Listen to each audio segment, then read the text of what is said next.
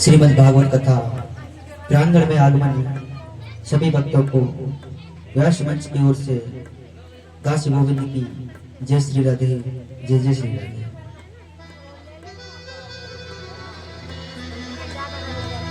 परम मंगल में परात्पर अखिलेश्वर अकारण करुणा वर्णालय भक्त वांछित कल्पतरु श्री तड़िंदत विनिंदत पीतांबरधारी बाल कृष्ण लाल की वांगमय प्रतिमूर्ति श्रीमद् भागवत महापुराण का आज पंचम दिवस। और आज पंचम दिवस की कथा में प्रवेश करने से पहले हम हमारे प्रभु के नाम का, ठाकुर जी के नाम का गुणगान करते हुए आज की इसी बड़ी ही मंगल में जन जन का कल्याण करने वाली अमृतमयी ज्ञानमयी गंगा में गोता लगाएंगे। बोली श्रीमद् भागवत महापुराण की जय।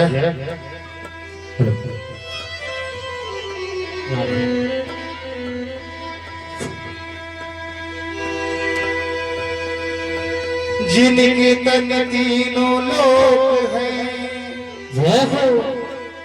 और जन्मे मथुरा धाम। जय जय। श्री कृष्ण के चरणों में मेरा कोटि कोटि प्रणाम। जय हो ब्रज सब रो खुशी मनाहि रहो जन्मों में आज कन्हाई।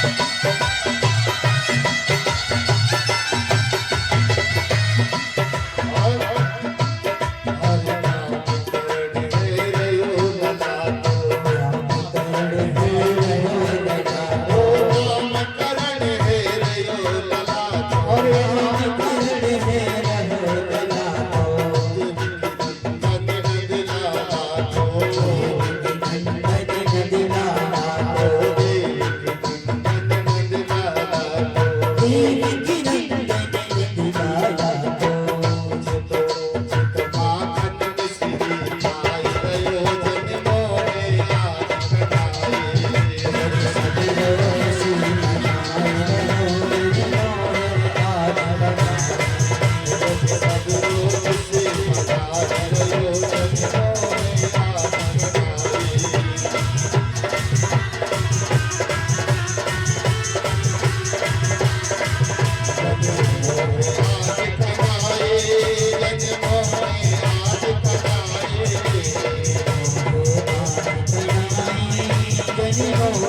आज कनाई।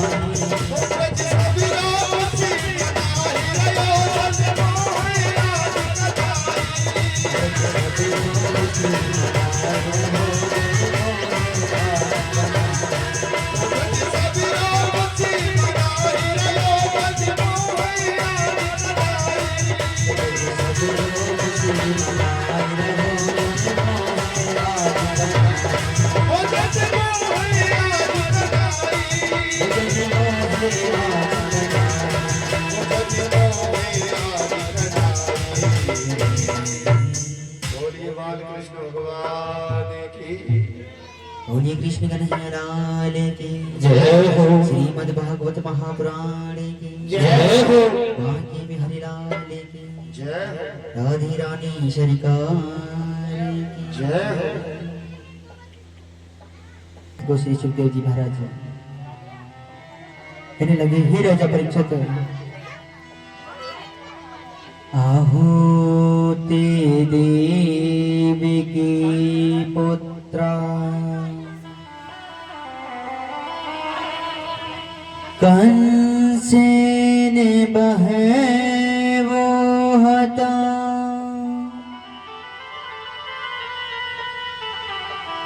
एका वशिष्ठ राजकन्या शापे गता।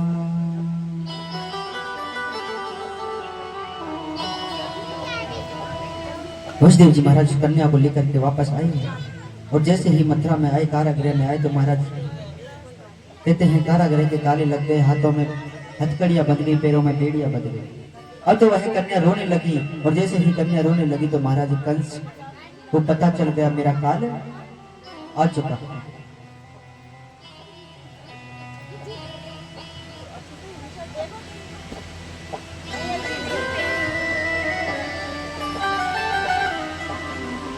कंस को पता चला कि मेरा काल आ चुका है। सैनिकों को भेजकर उस कन्या को बुलवाया, हाथों में लेकर महाराज कंस उस कन्या को हाथों में लेकर के खड़ा हुआ है।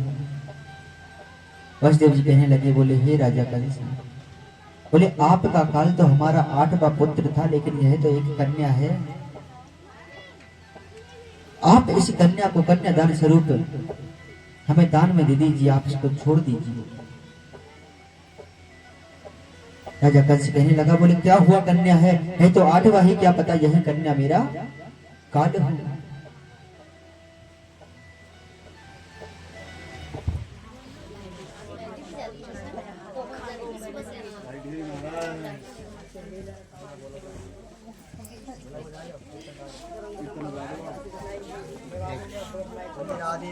तो वह कन्या राजा कंस के हाथों से छूट गई और आकाश में मार्ग में जाकर एक अष्टभुजा वाली देवी बन गई। कहने लगी, बोले हे मथुरा के राजा कंस, बोले तू मुझको कहा मारे, तेरे मारने वाला तो गोकुल में पैदा है। बोले तेरे मारे हुए वाले ने तो गोकुल में जन्म नहीं लिया राजा कंस, बोले तू मुझको कहा मारेगो। अब तो महाराज कंस भयभीत हो गया, धड़ाम से पृथ्वी पर गिर पड़ा और जैसे ही पृथ्वी पर गिरा महाराज कहते हैं देव की वसुदेव से क्षमा याचना करने लगा। बोले बहन, बोले आप हमें क्षमा कर दीजिए, हमने आपके बोले 6 पुत्रों को मार डाला। बोले मेरा काल तो गोकुल में जन्म ले चुका है। अब तो महाराज कहते हैं राजा कंस ने देव की वसुदेव को कारागृह से आजाद करा दिया, लेकिन कहते हैं नजर बंद कर लिया। बोले कारागृह से तो आजाद रहोगे, लेकिन नजरों के सामने रहोगे। जब तक मेरा काल नहीं मिल जाता तब तक आप मेरे नजरों के नेत्रों के सामने रहोगे महाराज। श्री सुखदेव जी महाराज कहते हैं यह तो हुआ मथुरा में, अब चलते हैं गोकुल की ओर। गोकुल में बड़ी ही सुंदर नंदोत्सव मनाया जा रहा है, बधाइयां चल रही हैं, बड़े सुंदर सुंदर मंगल गान गाए जा रहे हैं। सारी ब्रज नारी कहते हैं नवीन वस्त्र पहनकर मां यशोदा के घर आ रही हैं, महल में आ रहे हैं। हजारों लोग आ रहे हैं, हजारों जा रहे हैं, नंदोत्सव चल रहा है, बड़ा ही सुंदर। कन्हैया जी को पलना में लिटाकर झुलाया जा रहा है, झूला झुला रहे हैं कन्हैया जी को। अब तो श्री सुखदेव जी महाराज कहते हैं कि राजा परीक्षित, यहाँ पर कंस ने सभी, कहते हैं कंस की सेना में जितने भी राक्षस थे सभी राक्षसों को बुलाया और एक सभा बैठाई के महाराज। कंस कहने लगा, सभा में प्रश्न उठाया कि मेरा काल गोकुल में पैदा हो चुका है। बोले आप सब में ऐसा बलवान कौन है जो मेरे काल को मार सकता है, उसको मृत्यु के घाट उतार सकता है।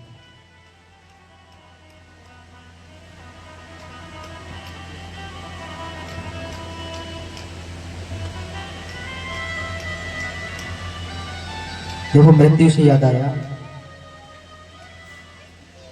अभी पहलगांव में आतंकवादियों ने हमारे 29 भाई बंधुओं को मार दिया।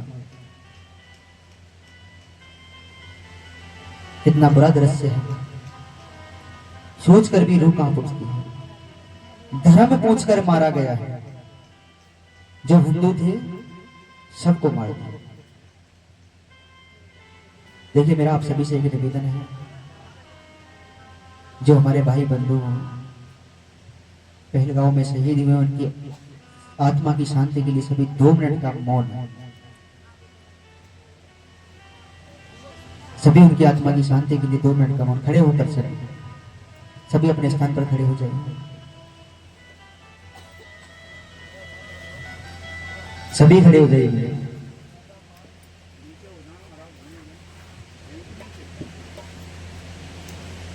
दो मिनट की उनकी आत्मा की शांति के लिए सभी मौन रखें।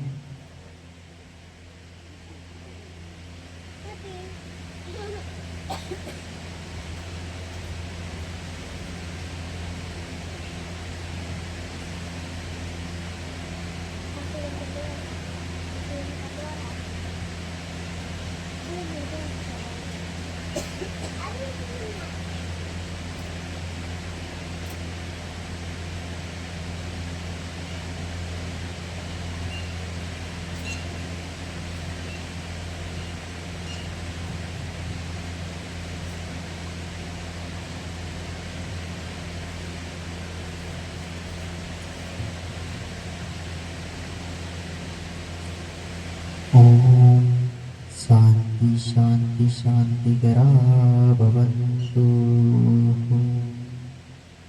सभी बैठ गए।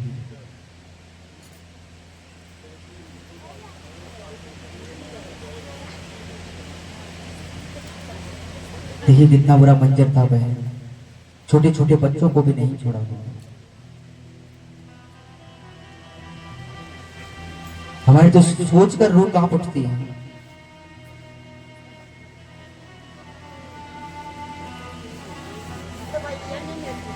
बोली श्रीमद् भागवत महापुराण की जय हो। अब तो महाराज राजा कंस ने एक सभा बैठाई, कहने लगा, बोले मेरे काल को कौन मार सकता है। बड़े बड़े राक्षस अगासुर, बगासुर, व्योमासुर, अरिष्टासुर के धेनुकासुर सभी उस सभा में आए। कंस की बहन पूतना भी उस सभा में आई।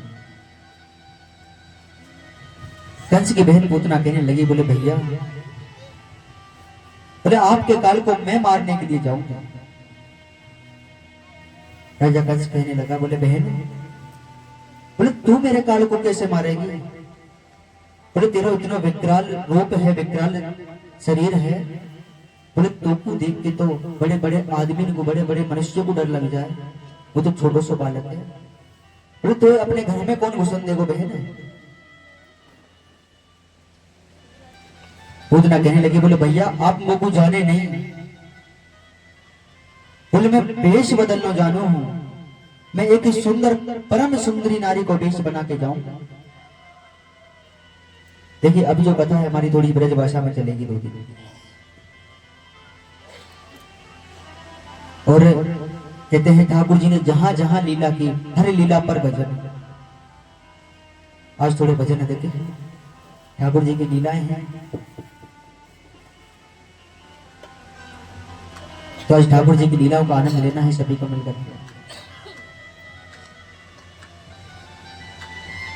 पूतना कहने लगी, बोले भैया, बोले आप वो कुछ जाने नहीं, मैं वेश बदलना जानू हूं। पूतना ने अपना वेश बदला और कहते हैं परम सुंदरी नारी का रूप धारण कर लिया। और जब परम सुंदरी नारी का रूप धारण किया तो स्वयं राजा कंस पूतना को नहीं पहचान पा रहा।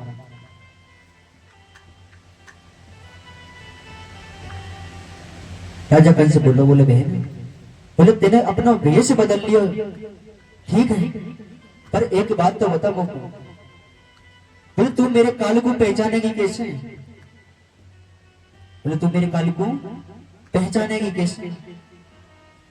पूतना बोली, बोले भैया, बोले पहचानने की कोई जरूरत नहीं ना है, मैं जाऊंगी अपने स्तन पे विष लगा करके जाऊंगी और 6-6 महीना के जितने भी छोटे छोटे बालक है सबको स्तन पान के बहाने विष पिलाकर उनकी हत्या कर दो। अब आपके काल ने अभी अभी जन्म लियो है तो वह भी छोटा बालक होगा, बोले उसकी भी मृत्यु हो जाएगी।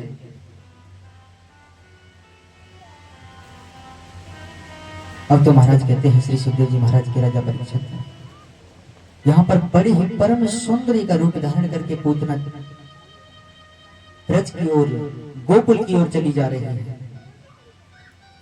और कहते हैं जैसे ही किसी के द्वार पर घर के समय पे पहुंचती पूतना सबसे पहले देखती कि लाला का पालना कहाँ पर है, माँ क्या कर रही है, रसोई कितनी दूर है। खिड़की से झांक कर देखती, जैसे ही देखती कि पालने में लाला अकेलो सो रहे तो पूतना जाती चुपचाप, कहते हैं बच्चा को उठाती और विष पान करा उनकी हत्या करने लगी। अब तो धीरे धीरे धीरे धीरे एक एक एक एक सब बालकों को पूतना मारे भी लगी। कन्हैया जी ने विचार करो, बोले अगर पूतना ने इसी प्रकार से सब बालकों को अगर मार दियो तो बोले मेरे साथ खेलने को तो कोई सखा ही ना रहेगो। भगवान कृष्ण ने योग माया से कहा, बोले योग माया, बोले आप जाइए और पूतना के मस्तक में विराजमान होकर पूतना को हमारे द्वार की ओर लेकर के आओ। योग माया गई, पूतना के मस्तक पर विराजमान हो गई और पूतना के मस्तक पर विराजमान होकर के कहते हैं श्री सुखदेव जी महाराज, पूतना अब नंद भवन की ओर चली जा रही है। आज मेरे बाल कृष्ण कन्हैया पूरे 6 दिन के हो चुके हैं और आज भी कहते हैं नंदोत्सव चल रहा है। आज भी बड़ा सुंदर नंदोत्सव चल रहा है। हजारों लाखों लोग आ रहे हैं, जा रहे हैं। अब तो महाराज कहते हैं सारे ब्रजवासी मिलकर गाने लगे, कहने लगे कि नंद भवन में उड़ी रही धूल, मीठी मीठी ताली साथ धूल मोहे प्यारी लगे। आइए मीठी मीठी ताली से भी गाना, नंद भवन में उड़ी रही धूल, धूल मोहे प्यारी लगे। प्यारी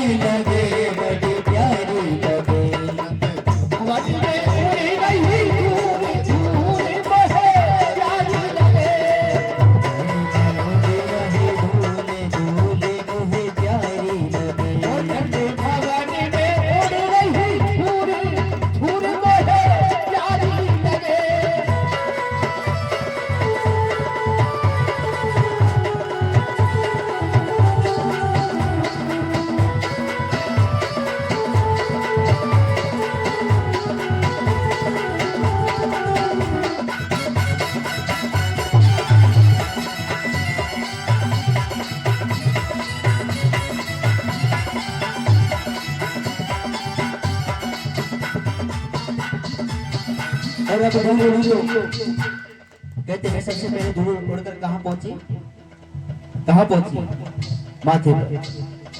उड़े उड़े धूल मेरे माथे पे आ गई, धूल मेरे माथे पे आवे, और उड़े उड़े धूल मेरे माथे पे आ गई, उड़ी उड़ी धूल मेरे माथे पे आवे, वो माथे पे आवे मेरे माथे पे आवे, और माथे पे आवे मेरे माथे पे आवे। और जब धूल उड़कर माथे पर पहुंचे तो क्या किया जाता है, मैंने जाते भाई मेरे बोले बोले मुझे प्यारी लगी, बाबा ने उड़ी गई धूल धूल मुझे प्यारी लगे।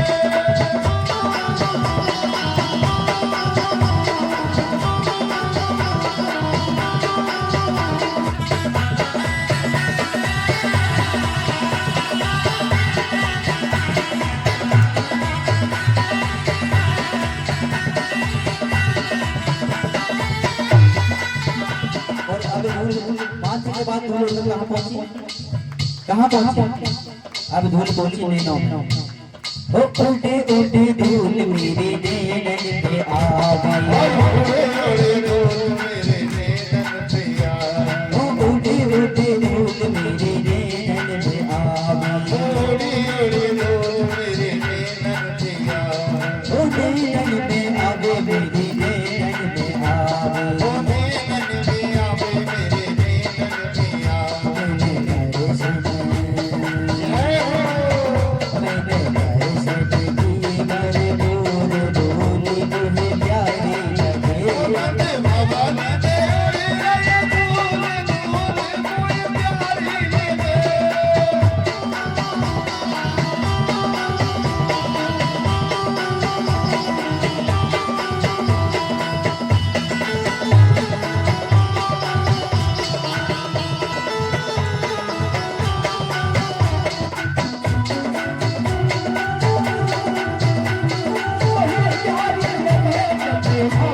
गई धूल धूल मुझे प्यारी लगे। अब धूल उड़कर पहुंची होठों के ऊपर, आंखों के बाद कहाँ पहुंची, होठों पर। ओ उड़े उड़े धूल मेरे होठन पे आवे, उड़ी उड़ी धूल मेरे होठन पे आवे, ओ उड़े उड़े धूल मेरे होठन पे आवे, उड़ी उड़ी धूल मेरे होठन पे आवे, ओ होठन पे आवे मेरे होठन पे आवे, होठों पे आवे मेरे होठन पे आवे। और जब धूल उड़कर होठों पर पहुंची तो क्या किया जाता है, क्या करो जाए, सभी को मिलकर कहना है, ओ मैंने भजन जय हो मैंने भजन गाए मेरे पूरे धूल मुझे प्यारी लगे, सवारी में उड़े धूल धूल मुझे प्यारी लगे।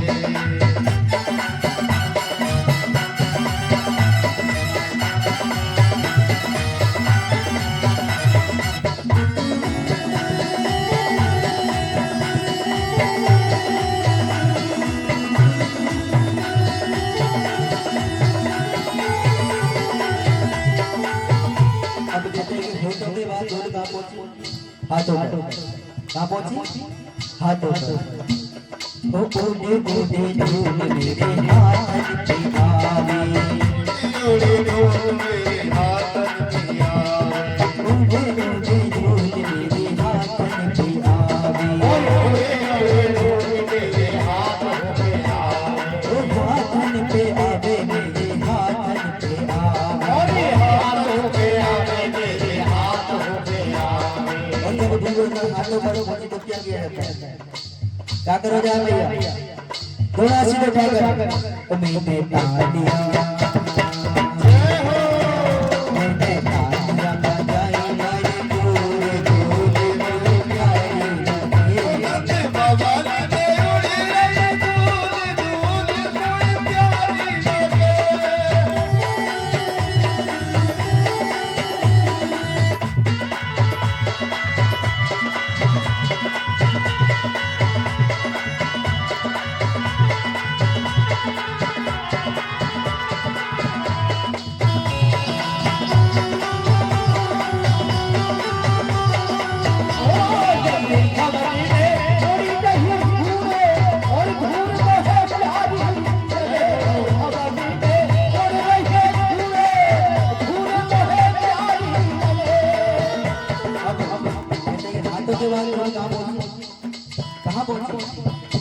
अब धूल कौन सी पैरों के ऊपर ओ उड़े उड़े धूल मेरे पैरन पे आवे ओ उड़े उड़े धूल मेरे पैरन पे आवे ओ उड़े उड़े धूल मेरे पैरन पे आवे ओ उड़े उड़े धूल मेरे पैरन पे आवे ओ पैरन पे आवे मेरे पैरन पे आवे ओ पैरन पे आवे मेरे पैरन पे आवे और जब धूल कर पैरों पर पहुंचे तो क्या किया जाता है क्या किया जाता है मैं तो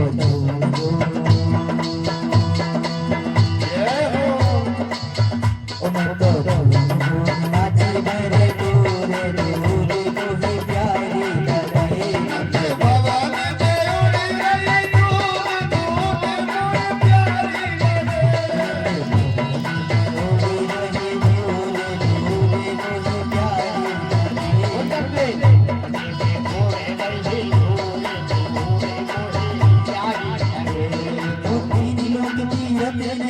जैसे ब्रज की धूल देखी देखी अंग से भग जाए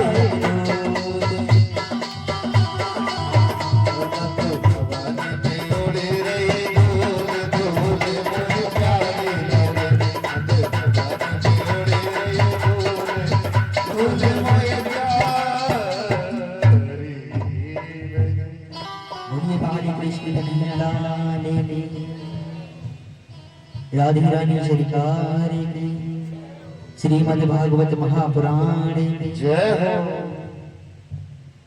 श्री सुखदेव जी महाराज कहते हैं कि राजा परीक्षित इंद्रियाणा हृषिकेश प्राणान नारायणोत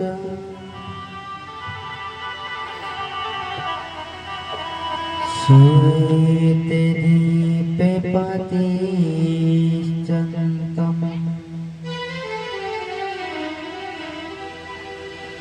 मनो योगीश्वरास्तु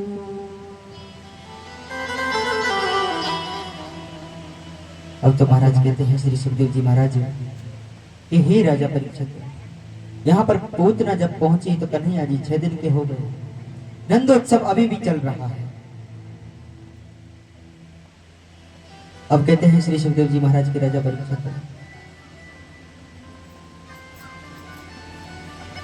आज भी नंदोत्सव चल रहा। पूतना पहुंची द्वार पे और द्वार पे जब पूतना पहुंची तो महाराज कहने लगे पूतना निहारने लगी तो यशोदा माँ कन्हैया जी को गोद में लेकर सुला रही थी। अब कन्हैया जी को पता चला कि पूतना बोले पूतना द्वार पर आ चुकी है।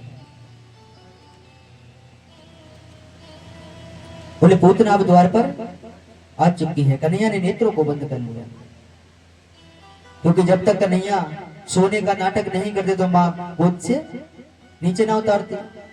यशोदा मैया कन्हैया जी को गोद से नीचे ना उतारती अगर सोने को नाटक ना करते तो। कन्हैया जी नाटक करने लगे बोले नेत्रन को बंद कर लो मैया गोद मैं तो उतार के पल्ला में सुला दे। कन्हैया जी ने नेत्रों को बंद किया। मैया यशोदा ने कन्हैया को पल्ले में सुला दिया और रसोई में कार्य करने लग गए। और मैया यशोदा रसोई में कार्य करने को लगी तो महाराज के मैं श्री सुखदेव जी महाराज के राजा परीक्षित पूतना लोके बांगनी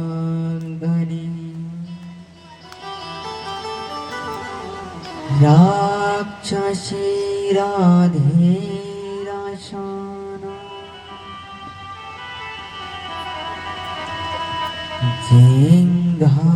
जिंघासयापि हरेयम्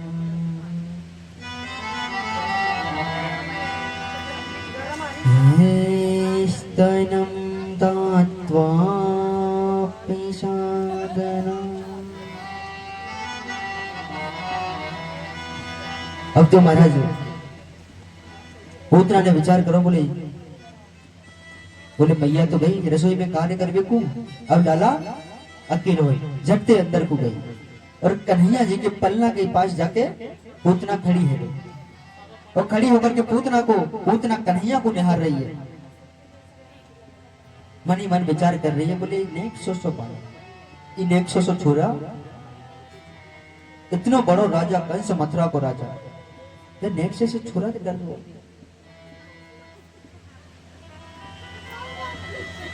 चढ़ते कन्हैया को गोद में ले लियो गोद में और गोद में लिए तो महाराज कहते हैं कि जब पूतना समीप खड़ी थी तो कन्हैया जी थोड़ी देर अपने नेत्रों को खोल रखा था और पूतना जैसे ही कन्हैया को निहारने लगी तो कन्हैया ने अपने नेत्रों को बंद कर दिया। कन्हैया ने अपने नेत्रों को बंद किया। यहाँ पर राजा परीक्षित कहने लगे, बोले हे श्री सुखदेव जी महाराज, बोले कन्हैया ने तब से अपने नेत्रों को खोल रखा था लेकिन जैसे ही पूतना निहारने लगी तो कन्हैया ने अपने नेत्रों को क्यों बंद कर लिया। श्री सुखदेव जी महाराज कहने लगे, बोले राजा परीक्षित, बोले कहते हैं कि नेत्रों से अगर नेत्र मिल जाते हैं तो प्रेम हो जाता है, नेत्रों से नेत्र मिलते हैं तो प्रेम हो जाता है और अगर प्रेम हो गया तो प्रेमी को कभी मारा नहीं जाता। अगर कन्हैया को पूतना से प्रेम हो जाता तो कन्हैया पूतना को कभी नहीं मार पाता, इसलिए कन्हैया ने अपने नेत्र को बंद कर लिया महाराज। अब तो पूतना कन्हैया को लेकर के आकाश मार्ग में उड़ती हुई जा रही है और प्रयत्न कर रही है कन्हैया को अपना स्तन पान कराने की। बार बार कह रही है, बोले लाला ले दूध पी ले, लाला दूध पी ले। कन्हैया विचार करने लगे, बोले भैया, बोले मैंने सोची ब्रज में मेरो जन्म होगा तो सबसे पहले कोई माखन मिश्री खावे को मिलेगा, पर यहाँ तो सब उल्टो है रो, सबसे पहले विष पीवे को मिल रहा। कन्हैया जी कहने लगे, मैं तो विष पीऊ ना हूं। विष कौन पीते हैं? भोले बाबा। भोले बाबा से आराधना की, बोले हे शंकर भगवान, बोले अब आप आकर के इसे विष का पानी कीजिए। भोले बाबा अदृश्य रूप में आए और कहते हैं पूतना के विष का पान भोले बाबा ने किया। और भोले बाबा ने जब पूतना के विष का पान किया तो भोले बाबा चले गए। इधर अब कन्हैया स्तन पान करने लगे। थोड़ी देर जब कन्हैया स्तन पान करने को लगे तो महाराज कहते हैं, श्री सुखदेव जी महाराज की राजा परीक्षित, थोड़ी देर तो पूतना कहने लगी, लाला दूध पी ले, लाला दूध पी ले। अब जब कहते हैं कि कन्हैया दूध के साथ पूतना के प्राणों को भी पीने लगे, खींचने लगे।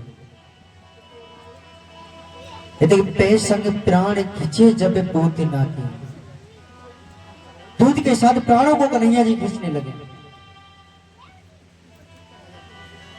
अब तो महाराज कहते हैं, अब तक तो पूतना कह रही थी लाला दूध पी ले, बोले लाला दूध पी ले, स्तन पान कर ले। अब जब पूतना के प्राण खिंचवे को लगे तो पूतना कहने लगी, लाला छोड़, लाला छोड़, लाला छोड़। अब तो महाराज कहते हैं, श्री सुखदेव जी महाराज के ही राजा परीक्षित है। देखो हमारे यहाँ कहते हैं कि अगर ब्रजवासी अगर किसी को एक बार पकड़ लेना तो छोड़ते नहीं। ब्रजवासी अगर एक बार किसी को पकड़ ले तो छोड़ते नहीं है। अब कन्हैया तो हमारो ब्रज को ठाकुर है, अगर कन्हैया ही एक बार कोई ये पकड़ ले वो तो कोई छोड़े वारो ना। कहते कि एक बार जो वृंदावन चला जाता है ना वो वृंदावन का होकर रह जाता है।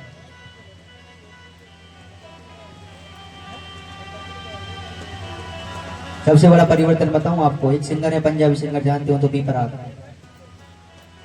सब सुनते होंगे पंजाबी गाने। तो सॉन्ग सुनने का आजकल सबको शौक है। पंजाबी सिंगर है,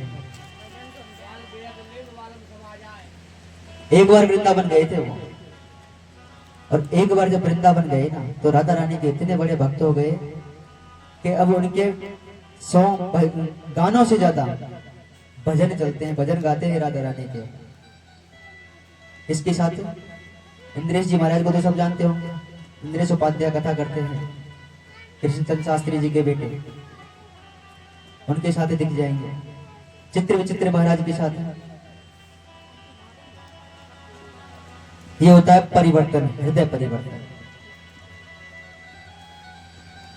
तो हमारा ठाकुर तो ऐसा है कि सबके हृदय को परिवर्तित कर देता है, क्योंकि भगवान कहते हैं कि जो तू आवे एक पग तो मैं आऊं पग साथ। और जो तू कर रो काट सी तो मैं लोहे की काट।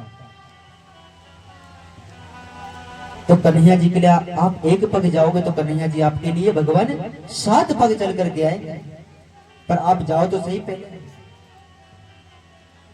पर हम तो साहब जो सोच जाए बोले जाएंगे कब, समय मिलेगा जब ना समय मिले। बहुत तो जो और कहते हैं बोले बोले महाराज जी बोले भगवान का बुलावा नहीं आ रहा, भगवान बोला नारो वृंदावन। बोले बाकी बारी वृंदावन नामला राधा रानी बरसाने बोला नारे। अरे भगवान को चिट्ठी निमंत्रण थोड़ी लिख के भेजेंगे कि तुम आओ, हमको तो आज तक ना भेजो। कहा पता हो बहुत से सोचे बोले हमारे काजे भेजेंगे, मैंने काजे भेजते हुए इंतजार कर रहे हो। ठाकुर जी कोई चिट्ठी थोड़ी लिख कर भेजेंगे, कॉल थोड़ी करेंगे, आजकल तो मोबाइल का जमाना है, क्या पता फोन कर दें। बोले आजा याद आ रही है। अरे मन तो बनाओ जाने का। अभी कहा ना जो तू आवे एक पग, आप अगर मन बनाओगे तो ठाकुर जी बुलाएंगे भी, पर आपका ही मन नहीं है। मन कहां से होगा, माया में फंसे हुए। बोले हम तो फंसे, बोले यहाँ से चले जाएंगे तो घरे कौन संभालेगा, बहू बेटा अकेले रह जाएंगे, नाती पोता अकेले रह जाएंगे। बोले इनको ध्यान कौन रखेगा। बोले यहाँ से बाहर निकले जब तक वृंदावन जामे। बोले घर से ही मोना छूट रहा हमारा तो, और मरते दब तक भी ना छूटे।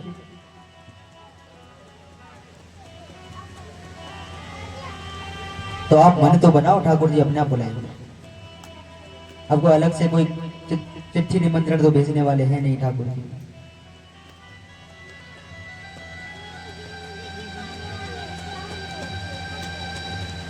अब तो महाराज कहते हैं, श्री सुखदेव जी महाराज के ही राजा परीक्षित यहाँ पर पूतना के प्राणों को खींचने लगे। और प्राणों को जब खींचने लगे तो महाराज कहते हैं पूतना बार बार चिल्लाने लगी, बोले लाला छोड़, छोरा छोड़, छोरा छोड़। पर छोरा कहाँ छोड़े बारो, कहीं ना एक बार पकड़ ले तो छोड़े थोड़ी है। ये तो खासियत है ब्रजवासी की। अब तो महाराज कहते हैं धीरे धीरे पूतना के प्राणों को खींच लिया। और जैसे ही पूतना के प्राण निकले तो महाराज पूतना आकाश मार्ग से पृथ्वी की ओर चली आ रही है और धड़ाम से आकर पृथ्वी पर गिरी। जैसे ही पृथ्वी पर गिरी तो महाराज कहते हैं 6 कोस में पूतना का शरीर फैल गया 18 किलोमीटर। जैसे ही धड़ाम से गिरी सारे ब्रजवासियों ने देखा, उन्हें देखा बड़ी सी राक्षसी। जितनी भर माताएं थी दौड़ी दौड़ी अपने अपने लाला के पलना के पास दौड़ के गई। जाके देखो अपने अपने लाला को हमारे में लगी, लाड़ कर पे लगी, बोले हमारा लाला ठीक है। मैया इसका दौड़ी दौड़ी गई, देखो तो पलना में लाला ना। चारों तरफ कन्हैया को निहार रही है। अब जब कन्हैया कहूं ना मिलो तो मैया यशोदा रुदन कर भी लगी, रो भी लगी। इधर ब्रजवासी सारे कहते हैं सबके सब ब्रजवासी पूतना के पास जा पहुंचे। पूतना के पास पहुंचकर देखो ब्रजवासी ने कि छोटे से श्याम वर्ण को एक छोरा एक लाला पूतना के वक्ष स्थल पर खेल रहा है। और पूतना के वक्ष स्थल पर खेल रहा तो महाराज समीप जाके जब देखी तब तो यशोदा को छोड़ा। दौड़े दौड़े गए यशोदा के पास, बोले बोले मैया बोले तो कछु होश है, तेरा छोरा कहाँ है। यशोदा मैया बोली, बोले भैया थोड़ी देर पहले पलना में सुला के गई लाला को, रसोई में कार्य करने लग गई, एकदम आवाज आई धड़ामते, दौड़ी दौड़ी आई तो पलना में लाला ना है, लाला की याद में रो रही हूँ, लाला मिलो ना है सब जगह देख ले। ब्रजवासी कहने लगे मैया बोले मिलेगो कहां थे तेरा छोरा तो एक बड़ी सी राक्षसी के वक्ष स्थल पे खेल रहा है। जैसे ही सुनो मैया घबरा गई यशोदा मैया। सारे ब्रजवासियों के साथ माता यशोदा नंद बाबा दौड़ने लगे। सारे ब्रजवासी बड़े बड़े लठ लेकर गए पूतना को मारने के लिए। इधर माता यशोदा दौड़ करके गई, कन्हैया को अपने गोद में ले लिए, लाड लड़ावे लगी, रुदन कर रही है, विलाप कर रही है, कन्हैया को लाड कर रही है माता यशोदा। इधर जैसे ही यशोदा मैया ने कन्हैया को गोद में उठाया और ये ब्रजवासी लठ तैयार करे, तह पूतना में लठ, तह लठ दायरे की और लंबी कर दो। थोड़ी बहुत जान और बच रही बेचारी में वो ब्रजवासी ने निकाल दी। बोलिए बाली कृष्ण कन्हैया लाल की, जय बाली कृष्ण कन्हैया लाल की, जय बाली कृष्ण कन्हैया लाल की। जय जय हो। अब तो महाराज कहते हैं थोड़ी बहुत जान बची हुई थी ब्रजवासियों ने निकाली। अब तो कहते हैं पूतना का अंतिम संस्कार करने लगे, और अंतिम संस्कार जब करने लगे तो महाराज जैसे ही अग्नि लगाई अंतिम संस्कार के लिए तो पूतना के शरीर में से सुगंधी आने लगी। या राजा परीक्षित कहने लगे, बोले हे श्री सुखदेव जी महाराज, बोले इतनी बड़ी राक्षसी पूतना उसके शरीर से सुगंधी आने लगी, ऐसा क्यों हुआ? श्री सुखदेव जी महाराज कहने लगे, बोले राजा परीक्षित, बोले कहते हैं कि अगर अंत समय में प्रभु को कोई याद कर लेता है तो उसका उद्धार हो जाता है। तो पूतना का तो साक्षात दुग्ध पान किया था भगवान ने, पूतना का तो दुग्ध पान किया था, स्तन किया था, इसलिए पूतना का पवित्रीकरण हो गया, इसलिए पूतना के शरीर से सुगंधी आने लगी। बोलिए बाले कृष्ण कन्हैया लाल की जय। इधर माता यशोदा वापस कन्हैया को लेकर के गई तो कहते हैं आज अभी भी नंद का उत्सव चल रहा है, नंदोत्सव चल रहा है गोकुल में। क्योंकि कहते हैं कि महाराज नंदोत्सव एक दिन नहीं, 2 दिन नहीं, 4 दिन नहीं, 5 दिन नहीं, 10 दिन नहीं, कितने दिन मनो भैया नंदोत्सव है? सबने कथा सुनी होगी, पता होगा कितने दिन बनो, बोलो एक कितने? कहते हैं कि नंदोत्सव में ऐसी क्या खास बात थी कि उसको जन्मों जन्मों तक याद रखा जाता है। क्योंकि उत्सव तो हम सब भी मनाते हैं, हमारा तो याद नहीं रखा जाता, उसमें ऐसी क्या खास बात थी? एक तो कहते हैं परम पिता परमात्मा का जन्मोत्सव था। दूसरी बात कहते हैं कि 1 दिन नहीं, 2 दिन नहीं, 5 दिन नहीं, 10 दिन नहीं, 30 नहीं, 35 नहीं, 50 नहीं, पूरे 2 महीने 60 दिन तक जन्मोत्सव चला था कन्हैया जी का। 2 महीने तक, सॉरी गलती से 6 महीने तक चला था। कितने महीने? 6 महीने तक चला था नंदोत्सव।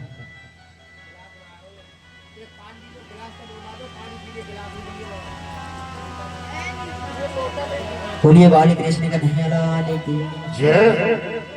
और ऐसी क्या खास बात थी? कहते हैं कि नंद बाबा के पास 9 लाख गाय थी, 9 लाख गाय, जिनमें से नंद बाबा ने 2 लाख गायों के सींग सोने से मढ़ाकर दान किया था, अन्न दान किया, धन दान किया, वस्त्र दान किया और गौ दान किया था नंद बाबा ने। इसलिए नंदोत्सव को जन्मों जन्मों तक याद रखा जाता है। बोलिए नंद की लाल की जय।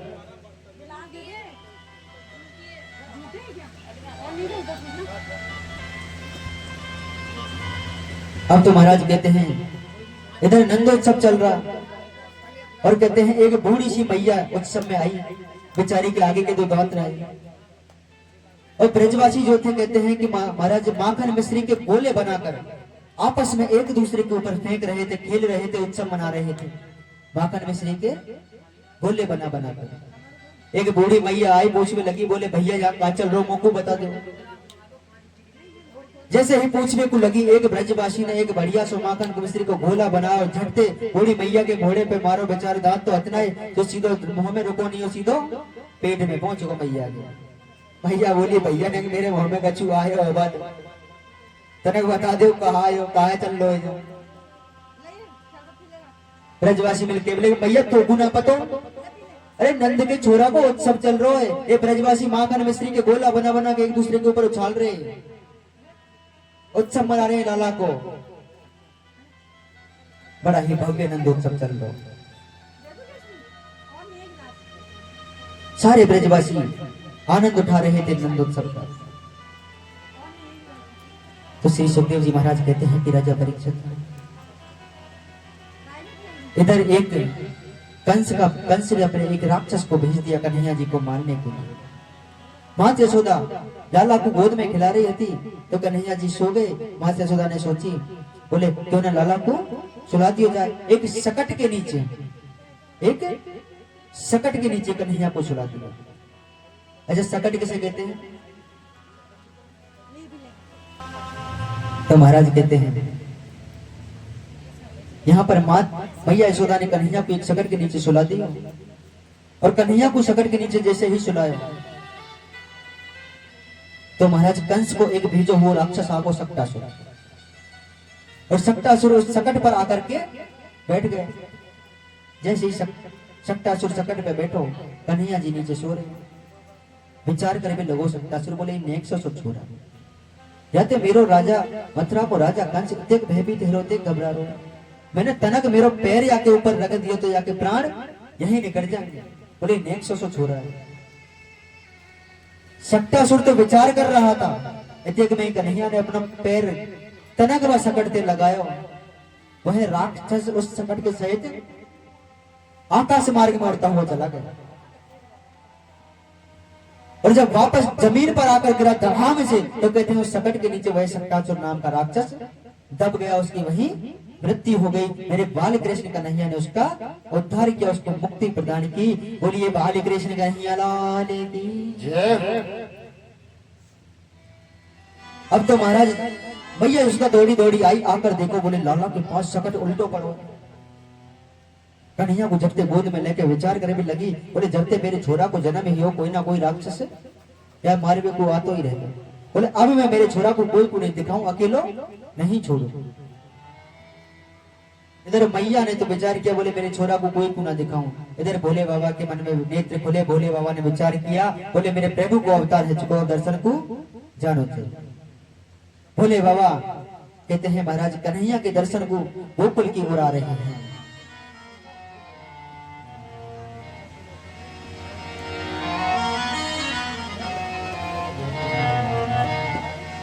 बड़ा ही सुंदर दृश्य है। भोले बाबा आने लगे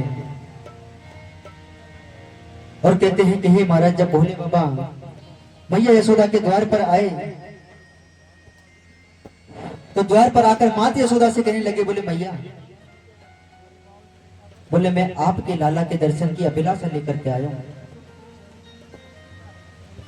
मैया बोली, बोले बाबा, बोले कहा कह रहे हो?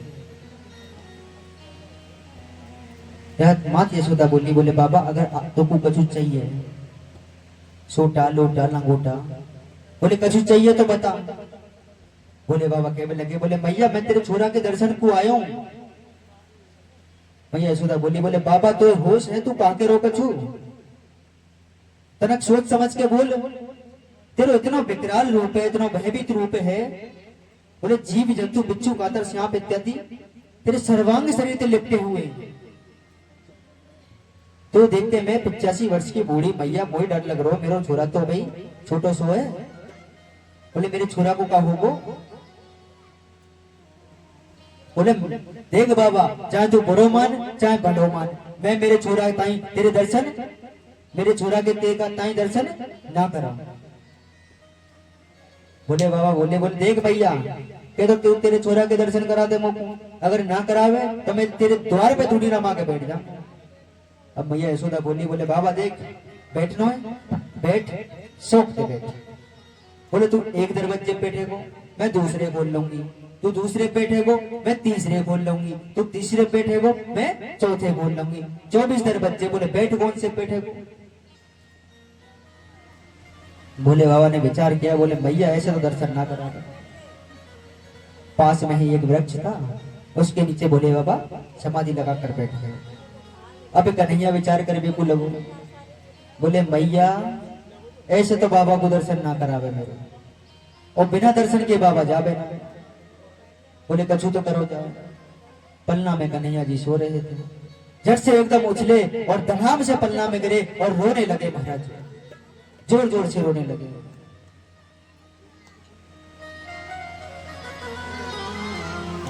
और जब रोने लगे तो महाराज कहते हैं श्री सुखदेव जी महाराज के राजा परीक्षित, अब तो मात यशोदा लाड लड़ा रही कन्हैया को गोद में लेकर के, लाड लड़ाने को लगी, स्तन पान करा रही है, खिला रही है, लेकिन कन्हैया चुप नहीं हो रही। अब कहने के कोई छोरा अगर भूख लगे तो बाबू दूध पिला दो, चुप है जागो। अच्छी चीज की अभिलाषा हो तो वस्तु चाहिए तो वह दे दो, चुप है जागो। अब कन्हैया को तो अभिलाषा ही, बोले बाबा मेरे दर्शन करें। अब महाराज कहते हैं श्री सुखदेव जी महाराज के राजा परीक्षित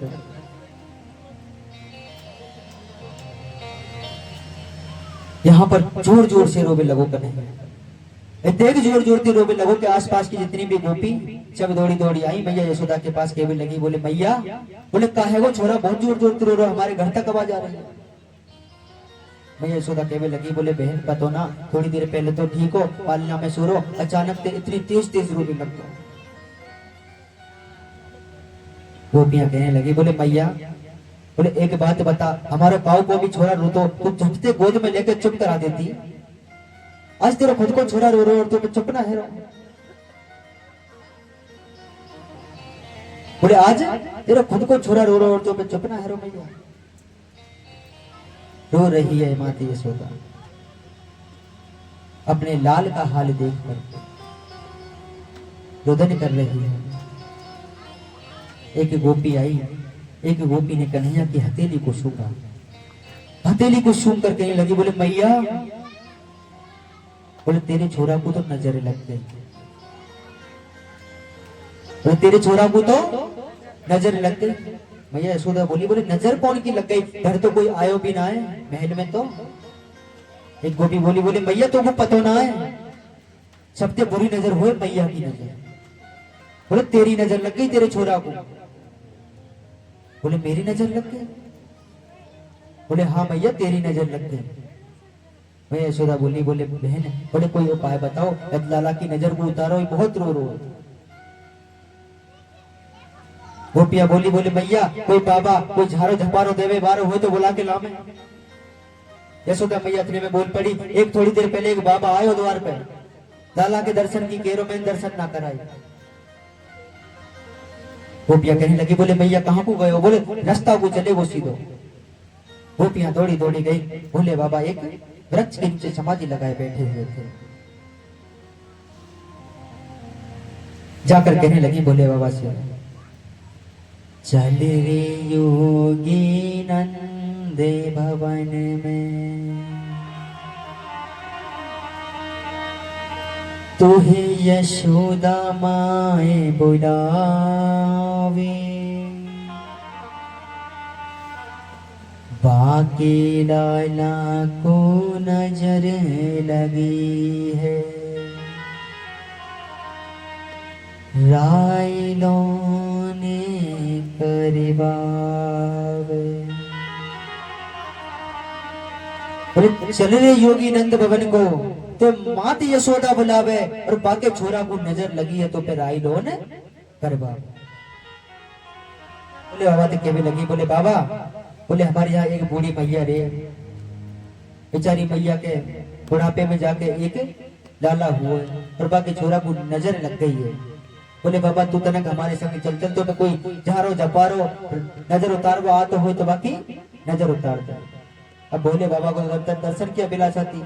भोले बाबा कहने लगे। बोले आवे सब आवे, हर प्रकार की नजर उतार दूंगा। बोले बाबा जल्दी चल। भोले बाबा कहने लगे। बोले आप आगे आगे चलो, हम आपके पीछे पीछे आ रहे हैं। गोपी आगे आगे जाने लगी, भोले बाबा पीछे पीछे। यशोदा माँ के द्वार पर पहुंचे। माँ यशोदा कन्हैया को गोद में लेकर खड़ी हुई।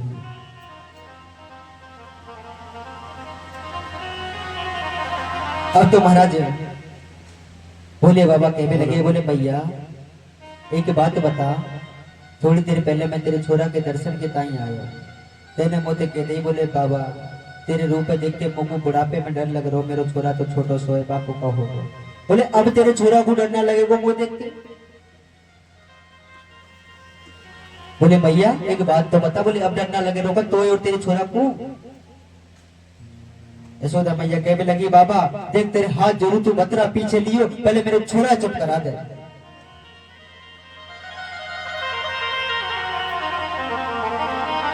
जरा बोले ठीक है। यशोदा मैया अंदर गई और अंदर जाकर के महाराज कहते हैं राई लोन लेकर आई। भोले बाबा ने राई लोन किया, नजर उतारी। भोले बाबा कहने लगे मैया बोले तेरे छोरा को तनक मेरी गोद में दे दो। भोले बाबा ने कन्हैया को गोद में लिया। कन्हैया एकदम चुप होकर खिलखिलाकर हंसने लगो। और कन्हैया खिलखिला कर जब हंसने को लगो तो मैया यशोदा विचार करी, बोले मेरा लाला ठीक है को जैसे अपनी गोद में कन्हैया को ले लिया। मैया यशोदा के पास जैसे ही कन्हैया गए, कन्हैया वापस रोने लगो। कन्हैया को भोले बाबा ने अपनी गोद में लिया, कन्हैया चुप। भोले बाबा की गोद में आते हैं कन्हैया चुप, और यशोदा माँ के पास जाते ही रोने लगते हैं। यशोदा मैया बोली, बोले बाबा, बोले तेरे का इरादो या महल में रहवे को इरादो है का? अरे कछु ऐसो करी छोरा मेरे पास आवे तो रोवे नहीं, तेरे पास ना रो रो, अब तो कहां रखूंगी मैं।